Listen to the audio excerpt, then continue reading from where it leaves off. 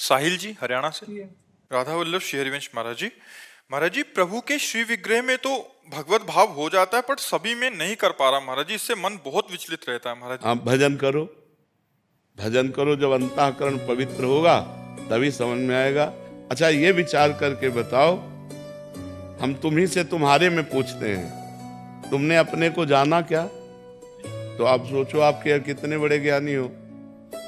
अब सब में भगवान को जानने के लिए पहले अपने घर में तो ढूंढना चाहिए। हम दूसरों के घर में तब ढूंढे जब अपने घर में मिल गया हो। अपने हृदय में आप विचार करो आप कौन हैं, तो आप शीशा से देख के कह सकते हैं कि मैं, ये तो ढांचा है, ये आपका घर है जिसमें आप रह रहे हैं, आप कौन हैं? अब इसका उत्तर अगर बोध है तो है, नहीं तो उत्तर नहीं, किसी के पास उत्तर नहीं इसका।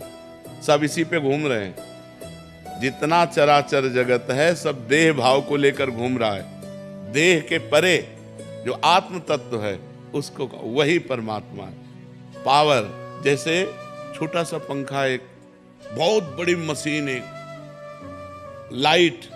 अब पंखे में लाइट नहीं है, उसमें लाइट हाइलोजन में है। अगर अज्ञानी है तो कहेगा बिजली तो चमकती है, इसमें बिजली कैसे हो सकती है?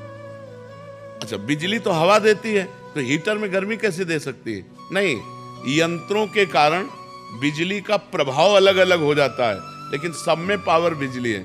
ऐसे कोई महात्मा है, कोई दुरात्मा है, कोई नीच है, कोई ऊंच है, कोई दुष्ट है, कोई स्त्री है, कोई पुरुष है, ये सब करण हैं। जैसे पंखा है, हाइलोजन है, एसी है, हीटर है, ये करण हैं, लेकिन इनमें पावर जो है वो रमा हुआ राम है, वो परमात्मा है। सब में जो रमा हुआ है वो राम है, वही परमात्मा है। उसी को जो जान गया वो ज्ञानी, और नहीं तो सब अज्ञानी। इसी को देखने वाले तो सब अज्ञानी, जो उसको जान गया वो ज्ञानी, जो उस परमात्मा को जान गया।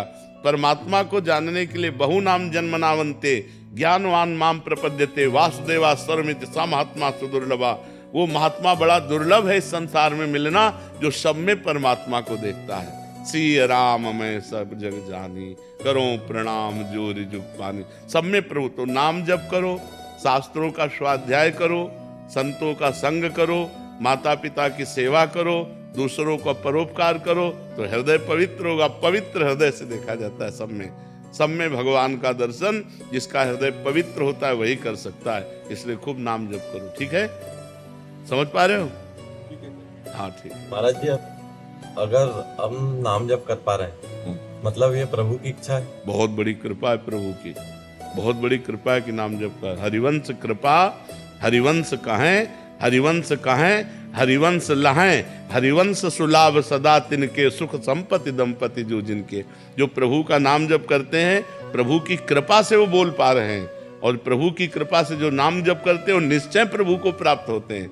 नाम से बढ़कर के कुछ नहीं, नाम बहुत महान है। और इस कलयुग में तो और साधन है ही नहीं, नाम ही प्रधान साधन है, जिसके द्वारा हम भजन करके भगवान की प्राप्ति कर सकते हैं। और सब साधनों में मन लग सकता है, लेकिन नाम में नहीं लग सकता। एक नाम को निरंतर कई घंटे लगाकर मन देखो, घंटे क्या मिनट लगाकर देखो, भागता है मन। ये एक नाम ले लिया, गुरु मुख से जो नाम मिलता है उसी नाम को रमाया जाता है। नाम श्वास दो बिलक चलत हैं, इनको भेद न मोको भावे, श्वासै नाम नाम ही श्वासा, नाम श्वास को भेद मिटावे, रोम रोम जब रग रग बोले, तब कत स्वाद नाम को पावे।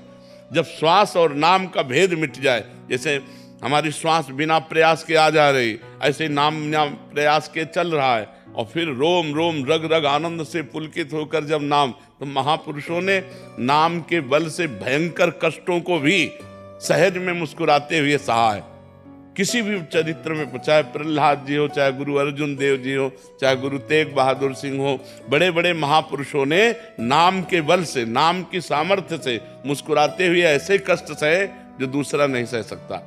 वो केवल सिद्ध पुरुष ही सह सकता है, वो केवल गुरु ही सह सकते हैं, वो केवल भगवान ही सह सकते हैं। वो भगवान के रूप में ही हैं, वो भगवान ही हैं जो उस रूप में आए। नहीं थी इतनी सामर्थ्य और किसी साधनों में नहीं देखी गई जैसे इन महापुरुषों में देखी गई।